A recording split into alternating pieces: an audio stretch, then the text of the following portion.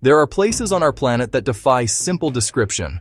They are so vast, so ancient, that they seem to belong more to myth than to reality. The Grand Canyon is one such place. It is a wound in the Earth's crust, a colossal scar stretching for nearly 300 miles. From its rim, the world falls away into a labyrinth of cliffs and shadows, a silent stone city painted in hues of red, orange, purple. For centuries, people have stood here, humbled by its scale. They have told stories to explain its creation. Some saw it as the path of a god dragging his spear across the land, while others imagined it as the work of a great flood that tore the world apart. These are the myths. They speak to our need for wonder, our desire to find meaning in the monumental. But there is another story here. It is a story told not in words, but in rock. This story is just as dramatic, and perhaps even more astonishing. It is a tale of immense forces, continents colliding, mountains rising from ancient seabeds. It is a story written over a span of time, so vast it is almost impossible for the human mind to grasp. Every layer of rock you see is a different chapter in Earth's autobiography. Each band of color represents millions of years, a different world, its own climate, its own creatures. Here, we can read the history of our planet, from its fiery beginnings to the present day. This is the reality, a scientific epic more incredible than any legend. This chasm is not a static monument, it is a living, breathing landscape, constantly being reshaped by the same forces that created it. The wind whispers through its corridors, carrying grains of sand that act like tiny chisels, slowly sculpting the rock. The sun beats down, heating the stone until it cracks. And most importantly, there is the water. The Colorado River, a ribbon of turquoise and silver far below, is the master architect of this place. It may seem small from the rim, but its power is immense.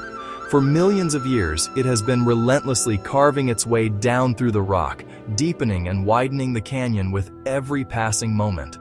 In this journey, we will explore both the myth and the rock reality. We will peel back the layers of this magnificent place, both literally and figuratively. We will see how ancient tales sought to explain the unexplainable, and how science has uncovered the true, breathtaking story of the canyon's birth. It is a story of fire, ice, uplift, erosion, deep time, and constant change. We will descend into the canyon's depths, traveling back through 2 billion years of history. We will witness the forces that built this world and the forces that are still tearing it down, revealing the planet's deepest secrets, one layer at a time. This is the Grand Canyon, not just as a place of beauty, but as a record of time itself. To stand at the edge of the Grand Canyon is to be confronted with a profound question. It is a question that echoes in the silence between the canyon walls, a question that has puzzled geologists and inspired poets for generations. How? How did this immense void come to be?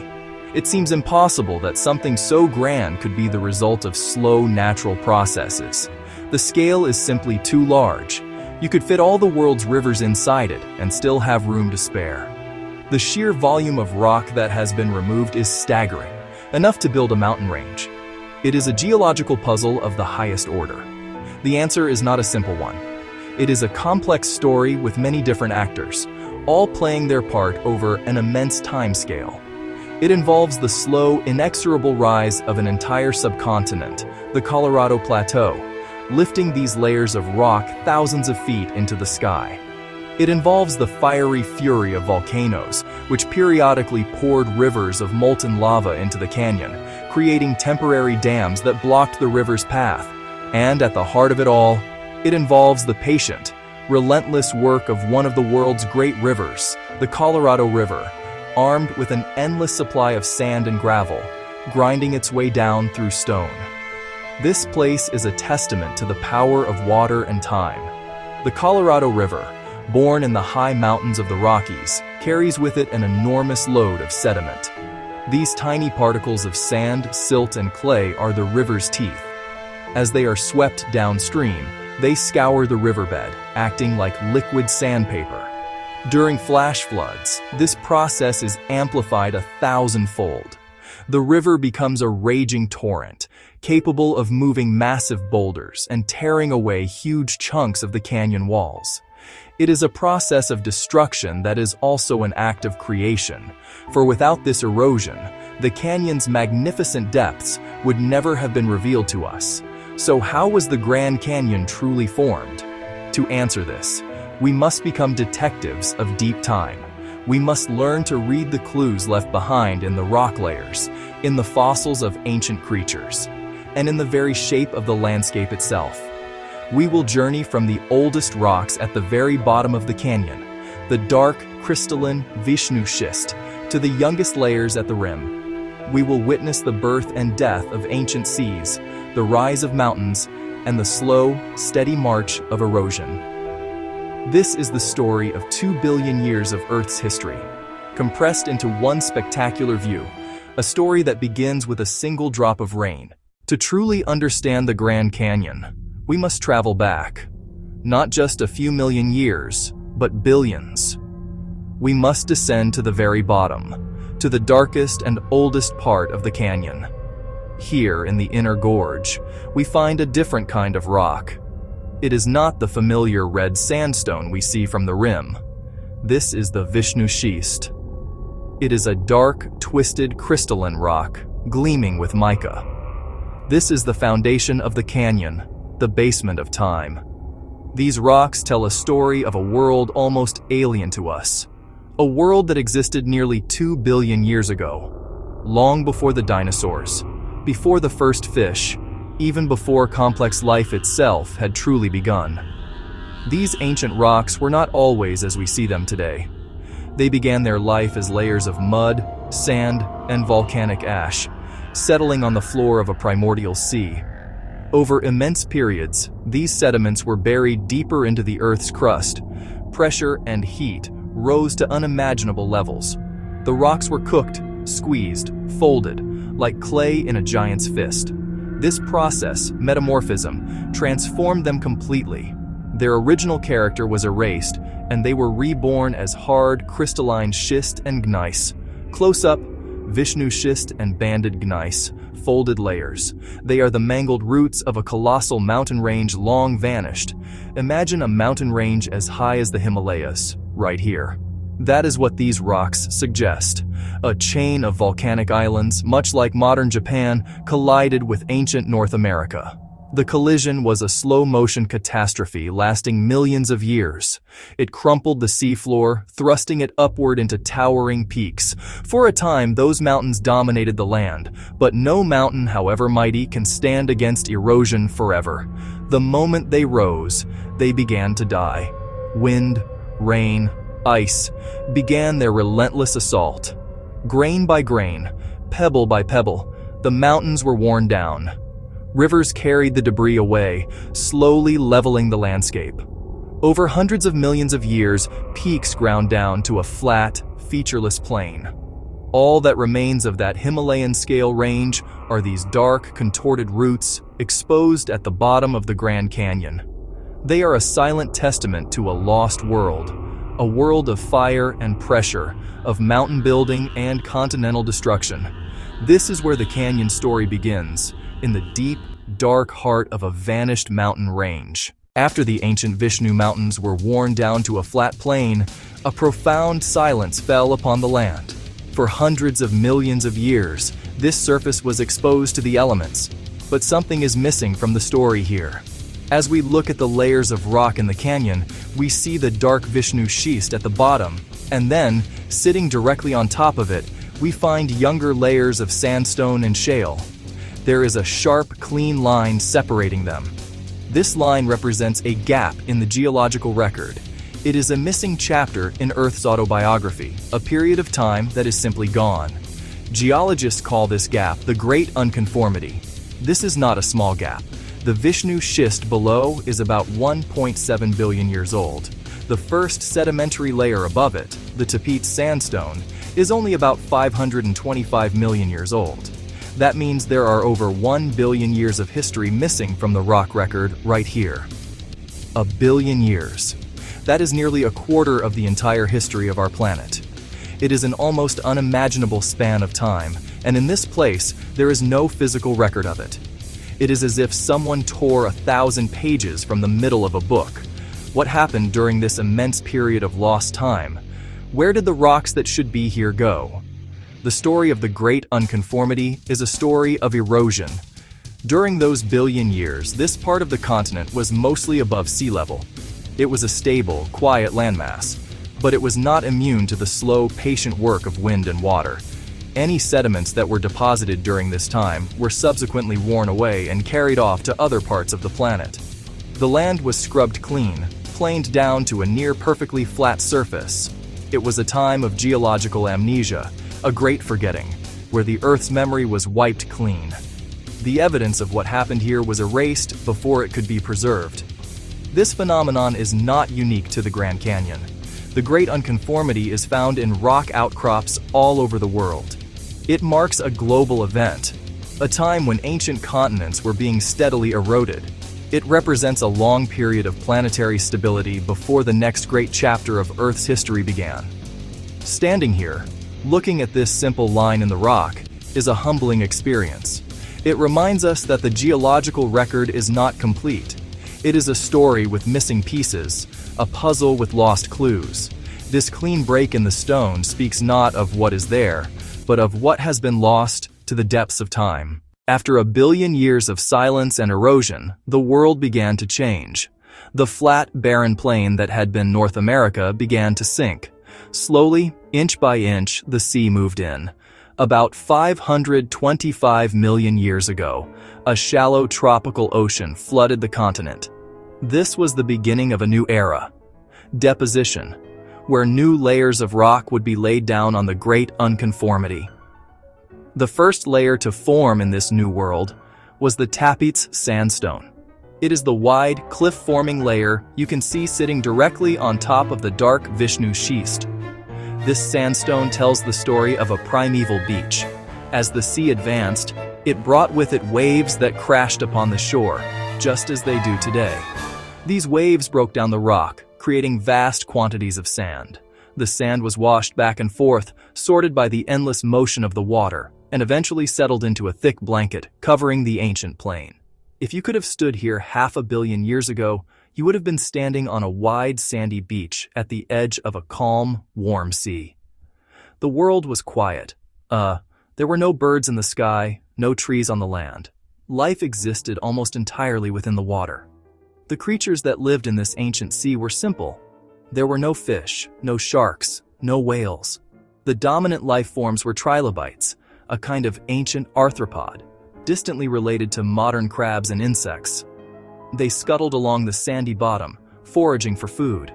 There were also brachiopods, creatures that looked like clams, filtering tiny particles from the water.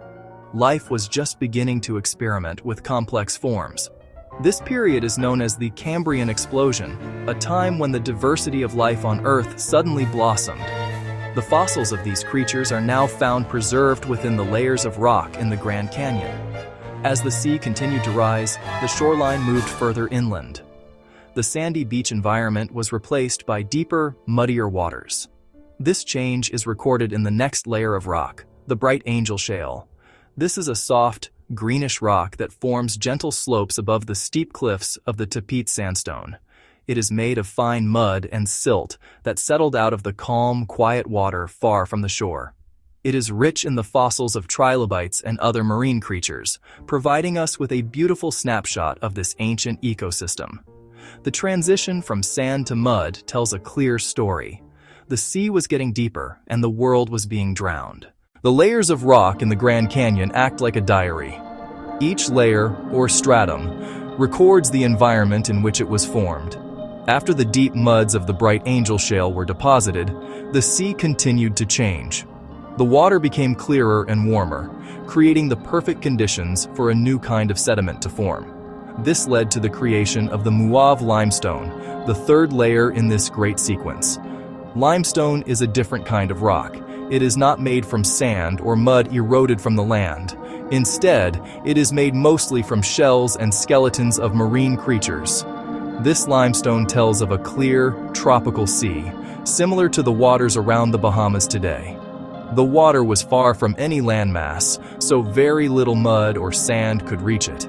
In this clean water, shell-building organisms thrived.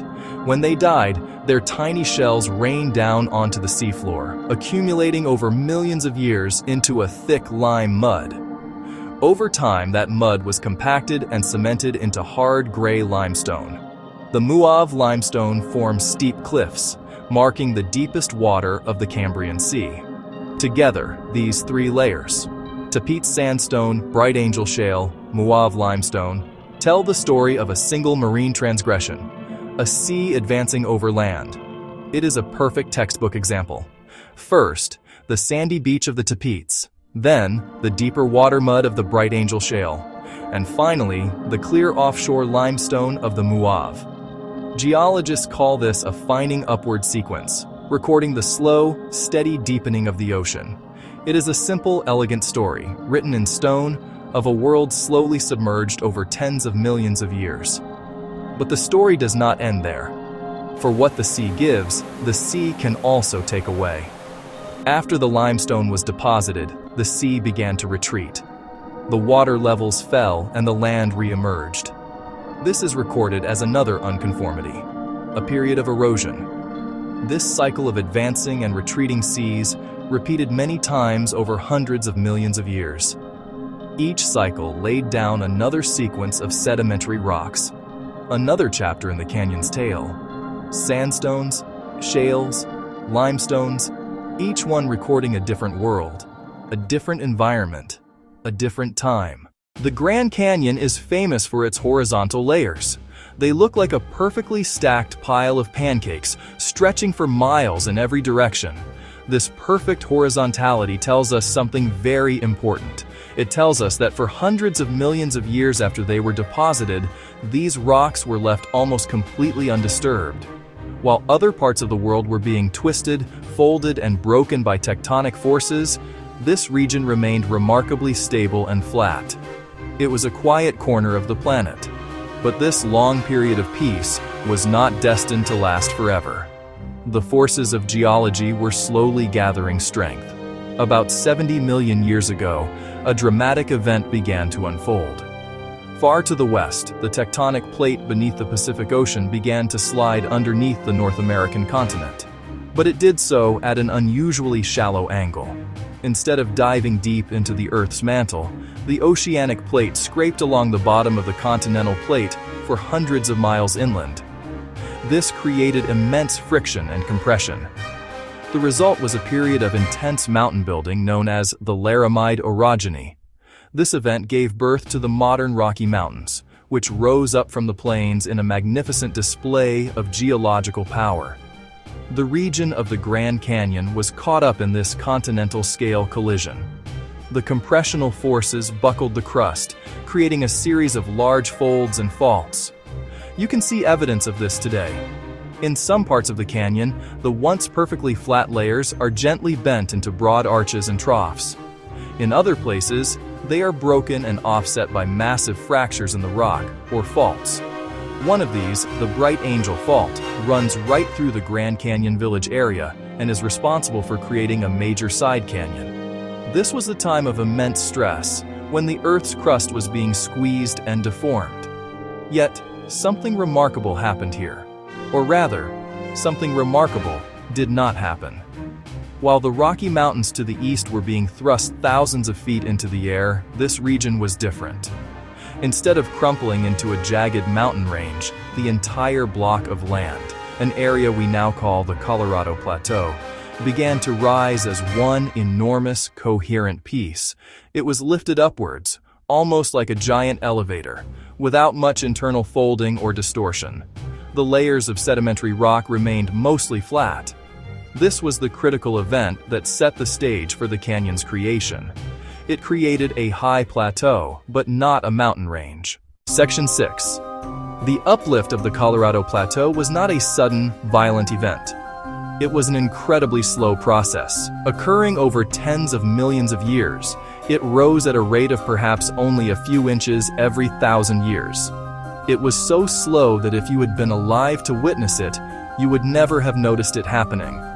But over geological time, these tiny movements added up.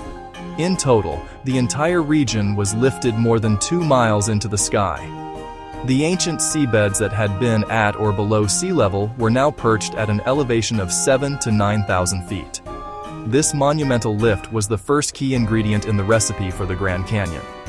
This great uplift had a profound effect on the climate and the flow of water. As the land rose, it began to intercept more moisture from the atmosphere. The higher elevation created a cooler, wetter climate, leading to more rain and snow. Rivers that once meandered lazily across a low plain now found themselves on the top of a high, sloping plateau. This gave them a huge amount of potential energy. The water wanted to get back down to sea level, and gravity was now its powerful ally. The stage was set for a period of massive erosion. The uplift created the potential for a canyon. All that was needed was a river to do the carving. This is where the story of the Colorado River truly begins. The exact origin of the river is still a topic of debate among geologists, a puzzle with several competing theories. But what is certain is that by about 6 million years ago, a river system was in place, flowing across the newly uplifted plateau. This ancestral Colorado River was armed with the power of gravity, a steep gradient, and a steady supply of water from the mountains to the east. It began to cut down into the flat-lying layers of sedimentary rock, a process that continues to this very day. Section 1. The Colorado Plateau had risen, 2 miles of flat-lying rock. A staircase through geological time now stood high above the sea. This immense uplift was the first part of the equation. But a high plateau on its own does not create a canyon. It simply becomes a high plain. For the canyon to be born, a second, equally powerful force was needed, a cutting tool. That tool was the Colorado River, often simplified as river cuts rock. But the reality is an elegant, dynamic dance between water and stone, driven by the simple, inescapable force of gravity. A river is not merely water, it is a conveyor belt for erosion. Think of it like a saw cutting through wood. The uplift is the force pushing the wood against the blade. The river is the blade. Without the uplift, the blade would have nothing to cut. Without the river, the plateau would remain uncut. This relationship is the heart of the canyon's creation. As the land rose slowly, over millions of years, the river worked constantly to maintain its course to the sea. It could not go around the rising landmass. Uplift was too broad and too slow. Instead, it had to cut down. It became trapped in its own channel, a prisoner of the rising rock. This process is called antecedence, a river maintaining its course while the land uplifts. The river is older, antecedent, to the uplift itself. With every inch the plateau rose, the river carved an inch deeper. That balance, uplift versus downcutting, made the canyon's staggering depth. The river raced the rising rock.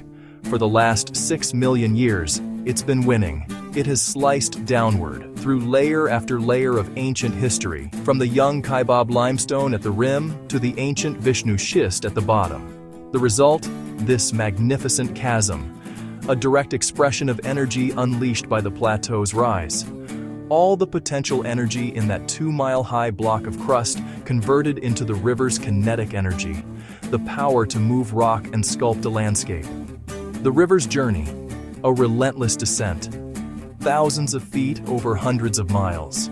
Every drop is pulled by gravity toward the sea and does the work of excavation. The grand scale of the canyon stands as a monument to this simple, downward pull. Section 2.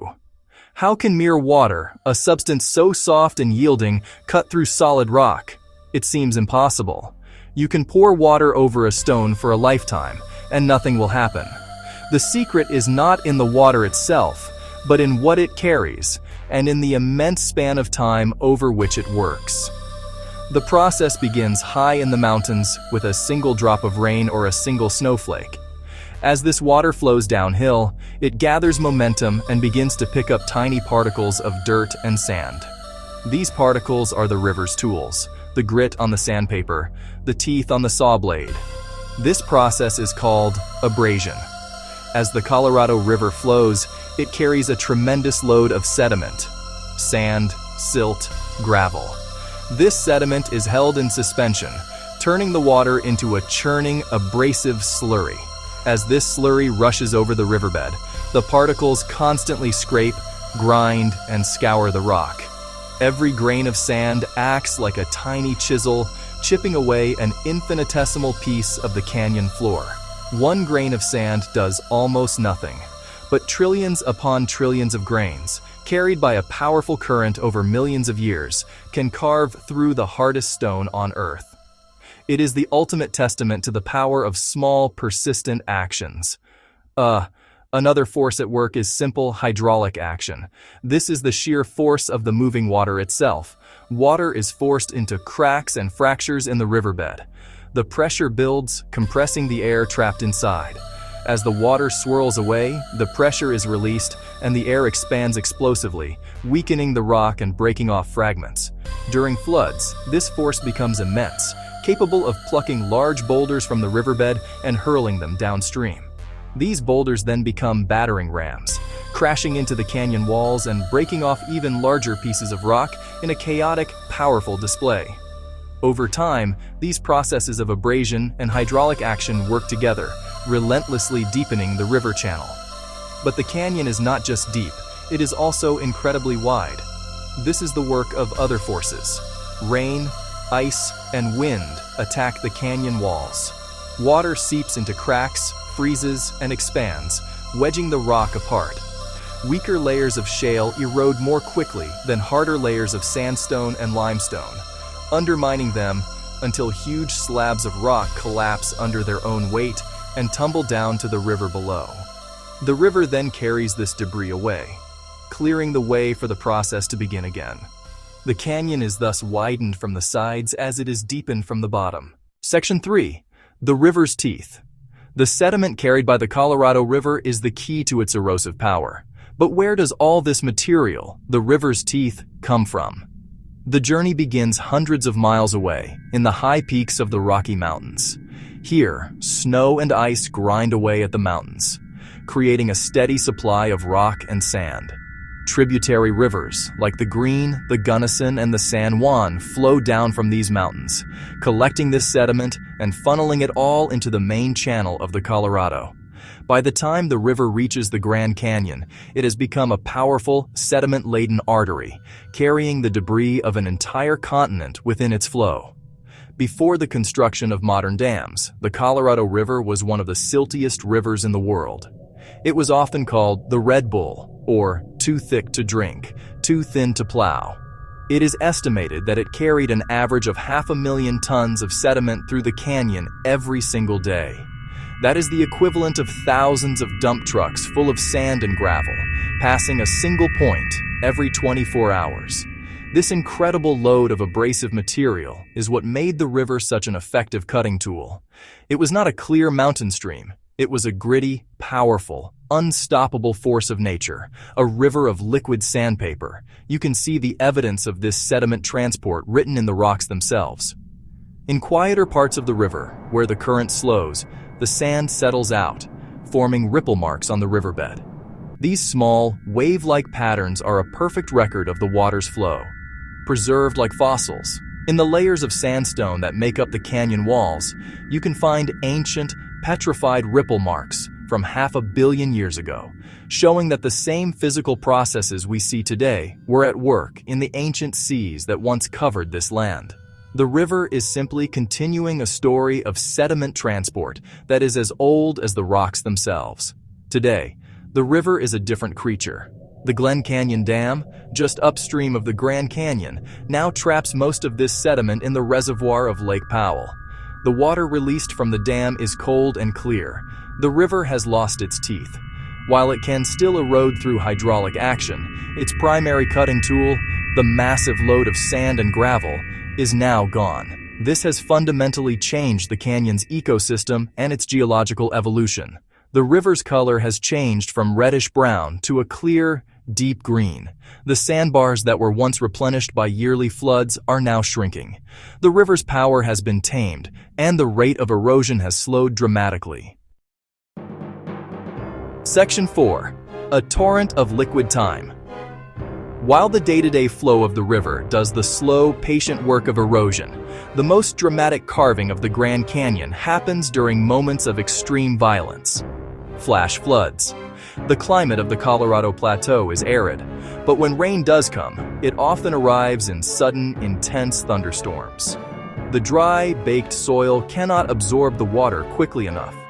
Instead, the rain runs off the land, funneling into the network of thousands of side canyons and tributaries that feed into the main river. A small storm miles away can trigger a catastrophic flood downstream with little to no warning. In a matter of minutes, a dry, dusty wash can transform into a raging torrent. The water builds into a wall, a churning mass of mud, rocks, and debris. It moves with terrifying speed and power, scouring the narrow slot canyons, ripping out vegetation, and carrying away everything in its path. These floods are capable of moving boulders the size of cars, using them to smash and grind the canyon walls. They are the most potent erosional events in this landscape, responsible for carving the intricate, winding side canyons that give the Grand Canyon its labyrinthine character. They are geology happening in fast forward. The aftermath of a flash flood is a scene of both destruction and creation. The canyon floor is scoured clean, littered with freshly broken rocks and newly deposited piles of sediment. The immense power of the water is evident everywhere. Boulders are left perched in impossible positions, and high water marks are left stained on the canyon walls, sometimes dozens of feet above the normal ground level. These events, though infrequent, are responsible for a disproportionate amount of erosion. A single, large flash flood can accomplish more geological work in a few hours than decades of normal water flow. They are the hammer blows that shatter the rock. These floods are a reminder that the canyon is not a static museum piece. It is a dynamic and sometimes violent place. The very forces that created it are still hard at work today, shaping and reshaping it with every storm. The deep rumbling sound of a flash flood is the sound of the canyon being carved. It is the sound of mountains being unmade, grain by grain, boulder by boulder. It is a raw and powerful demonstration of water's ability to transform the face of the planet. Each flood event writes a new, dramatic sentence in the ongoing story of the canyon's creation, a story told in torrents of liquid time. Section 5. When Fire Met Water. The story of the Grand Canyon's creation is dominated by water, rock. But there is another, more fiery character that has played a dramatic role: volcanoes. In the western part of the Grand Canyon, the landscape is scarred by evidence of recent volcanic activity, geologically recent that is. Over the last million years or so, this area has been a hotbed of volcanism. Cinder cones, cone-shaped hills of volcanic ash, dot the Uinkaret volcanic field on the canyon's rim. From these vents, immense flows of molten basaltic lava poured out onto the plateau. This was not the slow, oozing lava you might imagine. Basaltic lava is very fluid. It flowed across the landscape like a river of fire, consuming everything in its path. Some flows reached the edge of the Grand Canyon. They cascaded over the rim. It must have been one of the most spectacular sights in all of Earth's history. A waterfall of molten rock, 1,000 feet high, plunging into the depths of the canyon. The sound would have been deafening. A roar of steam, explosions, cracking rock as 2,000-degree lava met the cold Colorado River. When the hot lava hit the cold river, the water flashed to steam. Massive steam explosions shattered the cooling rock. The lava cooled rapidly, forming a distinctive type of rock called pillow basalt, which is created when lava erupts underwater. You can still see these rounded, pillow-like shapes in the canyon today. But the lava didn't stop at the river. It flowed upstream. It flowed downstream, filling the canyon from wall to wall. It created immense lava dams. Some were truly colossal. One of the largest, the Prospect Dam, may have been nearly 2,000 feet high. These dams completely blocked the flow of the Colorado River. Behind them, water backed up, forming long, narrow lakes that stretched for hundreds of miles upstream. The river, the great architect, was stopped in its tracks.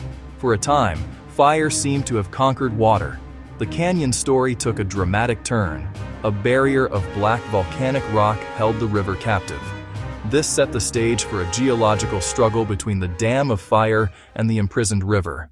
The lava dams that blocked the Colorado River were mighty structures, some taller than any dam built by humans today. But in geological terms, they were remarkably short-lived. They fought a battle against an opponent that never rests: the river. Behind the dams, long lakes continued to fill. The water level rose higher and higher, putting immense pressure on the volcanic rock.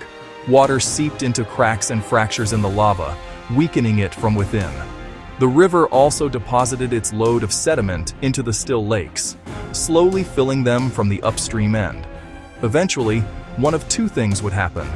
In some cases, the lake filled until water spilled over the top of the dam. A new waterfall poured over the black basalt. The waterfall immediately began to erode the dam, cutting down through the volcanic rock with incredible speed. The power of falling water, armed with sediment, is a formidable erosive force. In other cases, the water pressure exploited a weakness in the lava. The dam failed catastrophically in a single colossal flood, releasing the entire lake in hours or days.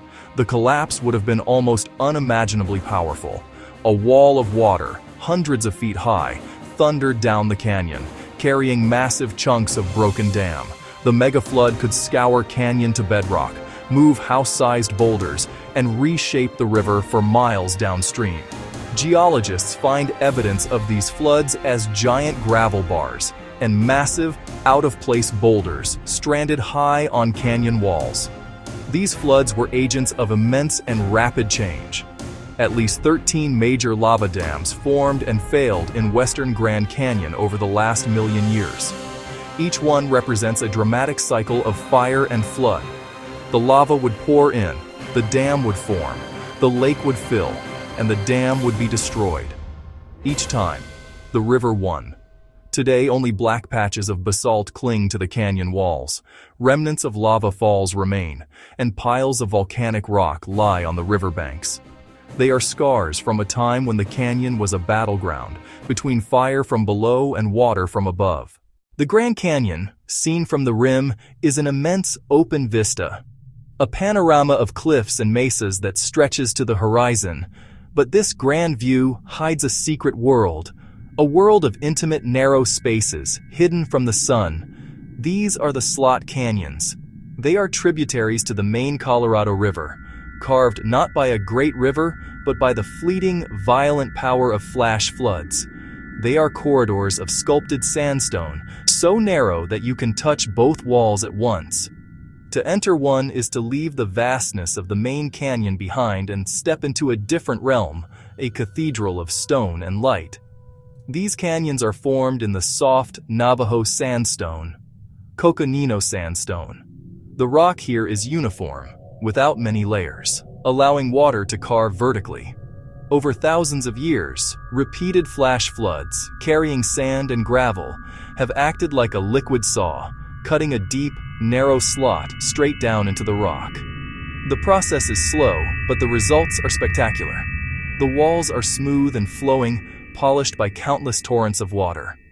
They twist and turn, creating organic shapes that seem more like sculpture than geology. Light filters down from above, bouncing off the walls, creating a warm, ethereal glow of orange, red, pink. Exploring these slots is a journey into the heart of the rock.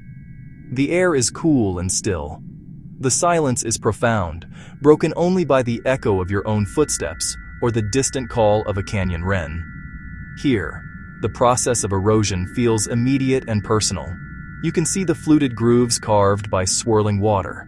You can feel the sandy texture of the walls, the very substance that is being worn away. It is a place that feels both ancient and alive. It is a reminder that the great work of carving this landscape is not done only by the mighty Colorado River, but also by these small, ephemeral streams that flow only a few hours a year. But these beautiful places hold a hidden danger. They are the primary conduits for flash floods. A storm many miles away on the plateau can send a wall of water rushing through a slot canyon with no warning. The smooth, narrow walls that are so beautiful offer no escape.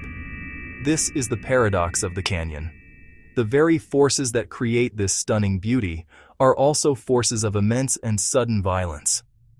The slot canyons are a testament to the power of water, a place where one can witness the artistry and the fury of erosion etched into the very bones of the earth. From a distance, the walls of the Grand Canyon can appear barren. They seem to be nothing but sterile rock, baked by the relentless sun. But look closer, and you will find that they are teeming with life. These sheer cliffs are vertical ecosystems, home to a surprising array of plants and animals. Life here clings to existence, finding footholds in tiny cracks and ledges. Every seep, every fracture becomes a precious resource, a microhabitat in a vertical desert. These are the hanging gardens of the canyon. Water is the key. Where springs and seeps emerge from the rock face, lush patches of green erupt against the red stone. Maidenhair ferns, columbines, monkey flowers hang in delicate curtains, roots gripping the damp rock. These seeps create a world of their own. Oases of cool, moist air, attracting insects, attracting birds, attracting lizards. The rock wall becomes a foundation for a complex community. Small pockets of life contrast the arid landscape, a testament to life's opportunism. Even where there is no visible water, the walls are not dead. Look at the dark stains that streak down the cliffs from the rim. This is called desert varnish. For a long time, its origin was a mystery. It is not a pigment within the rock itself, but a thin coating on the surface. We now know this varnish is created by life. A thin layer of clay, minerals, and manganese-fixing bacteria. Over thousands of years, metabolic processes deposit a dark metallic sheen, a living paint on the stone. The darker the varnish, the longer the surface has been exposed. It becomes a geological clock for scientists.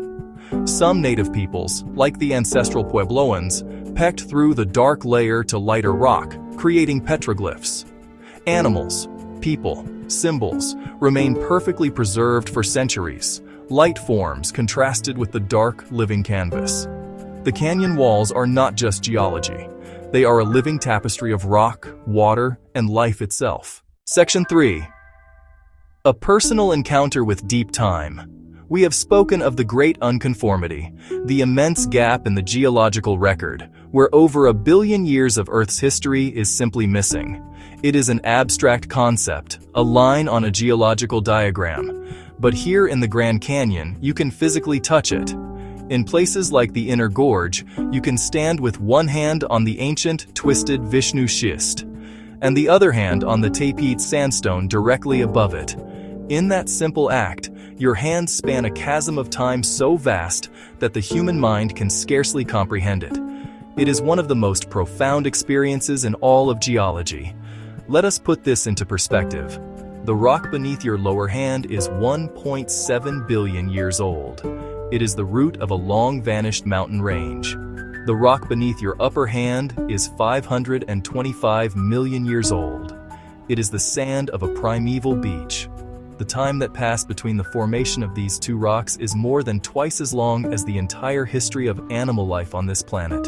During that missing billion years, the first complex cells evolved. Life learned to harness the power of the sun through photosynthesis, and the Earth's atmosphere was filled with oxygen. And yet here, there is no record. Only a clean, flat line. The native Havasupai people, who live within the canyon, have their own understanding of this place.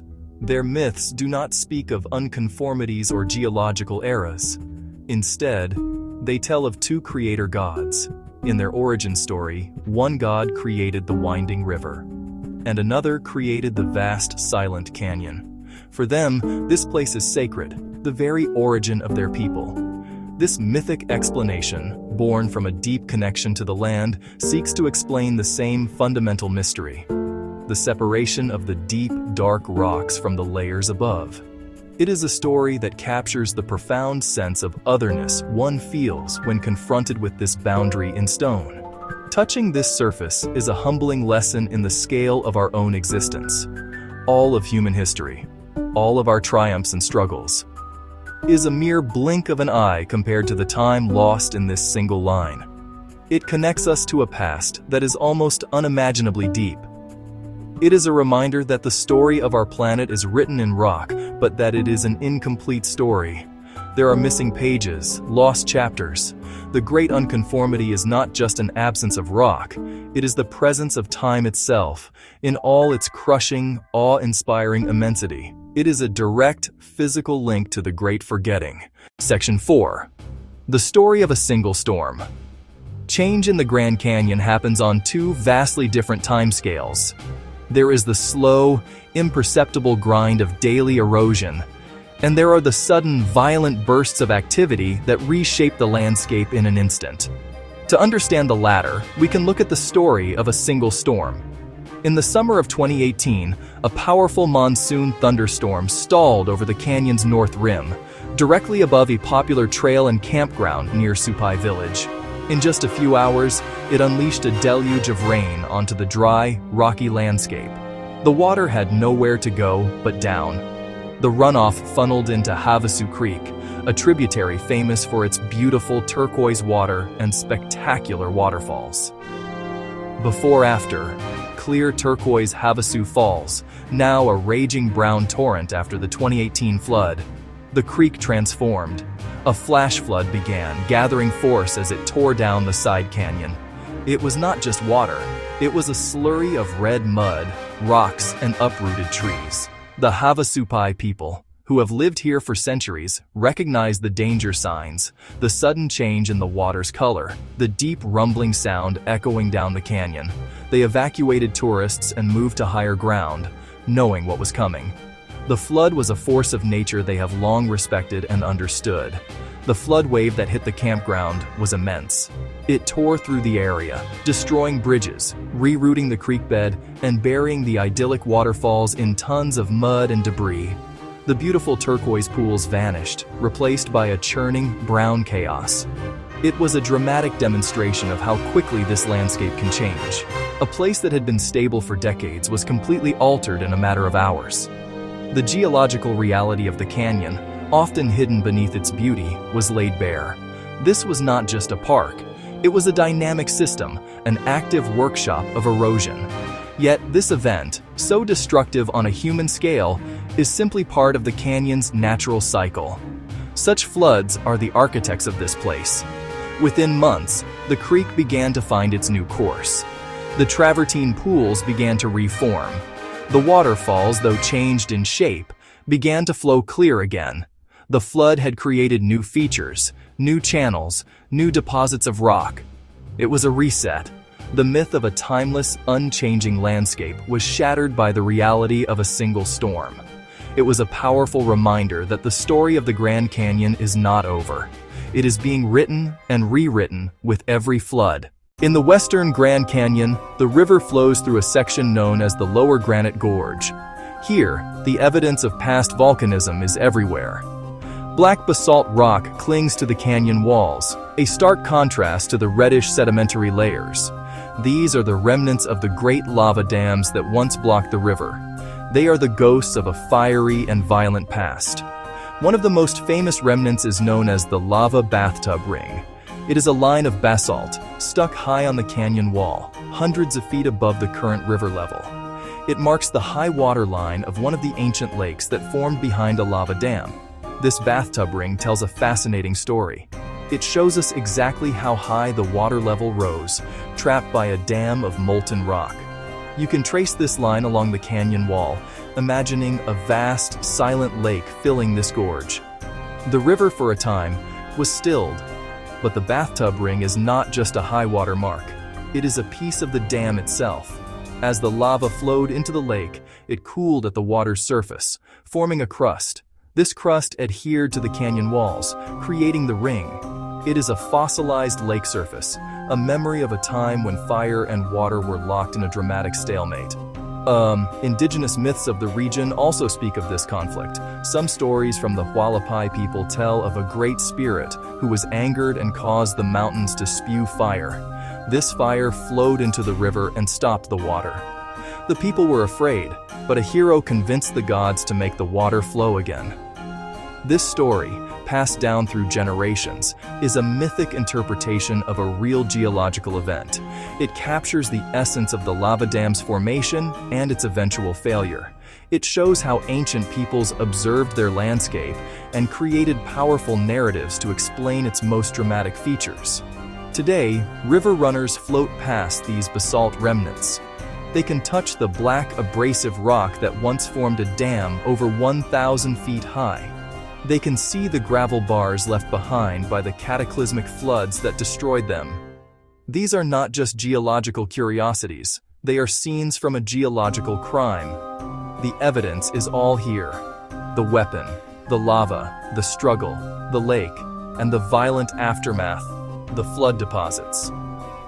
The ghosts of the lava dams serve as a powerful chapter in the canyon's story. A reminder that its history is not just one of slow erosion, but also of sudden, fiery interruptions and catastrophic floods. The Grand Canyon is often presented as a finished masterpiece, but it is not a museum. It is a work in progress. The same forces that carved it are still at work, every second of every day. The erosion continues. Every rainfall, every gust of wind, every rock that tumbles from a cliff. The canyon grows a fraction wider, a fraction deeper. The changes are too slow for us to see in a human lifetime, but on a geological timescale, the canyon is transforming rapidly. It is a living, breathing landscape, constantly evolving. The story is far from over. We can see the evidence of this ongoing change everywhere. A new rockfall might close a trail, creating a fresh scar on a cliff face. A flash flood carves a new channel in a side canyon. The river, even in its dam-controlled state, continues to scour its bed. Geologists using precise GPS measurements have even discovered that the plateau itself is still rising, albeit at a very slow rate. The great geological engine that created this place has not been switched off. The delicate dance between uplift and erosion continues, a slow-motion drama playing out over millennia. The canyon we see today is just a single frame in a very long film. What will the canyon look like in the future? 1 million years from now, it will be wider, perhaps even deeper. The rims will have retreated. The side canyons will have grown into vast amphitheaters. Eventually, over many millions of years, the forces of erosion will win. They will wear down the entire Colorado Plateau, carrying it, grain by grain, to the sea. The Grand Canyon, in its present form, is a temporary feature. It is a magnificent but fleeting phase in the long history of this landscape. The ultimate fate of all mountains and all plateaus is to be flattened, returned to the sea from which their rocks once came. This perspective can be both humbling and inspiring. It reminds us of the immense power of natural processes and the vastness of geological time. The myths of the canyon's creation spoke of gods and monsters, trying to capture the sheer scale of the forces at play. The reality, as revealed by science, is in many ways even more incredible. It is a story of continents in collision, of rising land masses, of fiery volcanoes, and of the patient, relentless power of a single river. The Grand Canyon is not just a place to be seen, it is a story to be read. An epic, written in stone, and it is still being written. We began our journey with two stories, one of myth and one of rock. The mythic tales, born from the human need to comprehend the immense, saw the canyon as the work of gods, cosmic battles. They are stories of creation that speak to the soul, attempts to frame this impossible landscape in a narrative we can understand, a scale we can feel. These stories gave the canyon a spiritual dimension, a sense of sacred power. They saw the chasm as a deliberate act, carved by a divine hand. This is the story of wonder, standing on the rim, witnessing the sublime. It is profoundly human, a testament to our imagination. The second story, the one told by geology, is the story of reality, a narrative pieced together from clues in the stone. This story is no less dramatic. It speaks of forces on a planetary scale, unfolding over a time scale that dwarfs human comprehension. Immense pressure and heat forge the continent's foundations. A billion years of lost time, a great forgetting etched into a single line. Shallow seas, advancing beaches, life blossoming, being buried, faint echoes left behind. Continents colliding, lifting a plateau 2 miles into the sky, creating the potential for greatness. This is the story of deep time. Then the geological story names its main characters. Fire, water. Volcanoes erupt with unimaginable fury. Waterfalls of molten rock pour into the canyon. Dams of lava pause the river.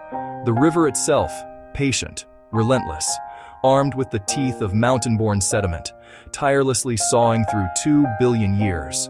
When angered by storms, the river becomes a raging torrent. Flash floods carve with violent, sudden power. This is the story of process, uplift, volcanism, erosion. These two stories, myth and reality, are not in conflict. Two ways of knowing, two ways of appreciating this place.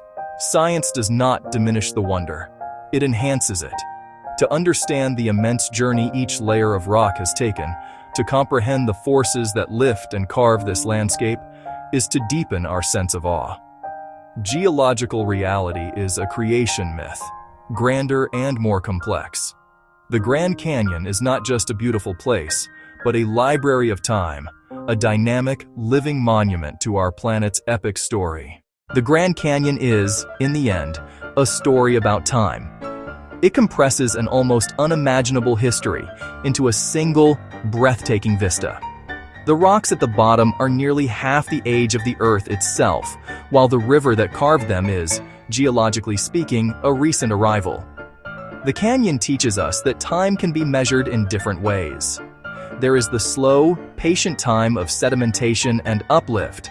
Then there is the fast, violent time of flash floods and lava flows.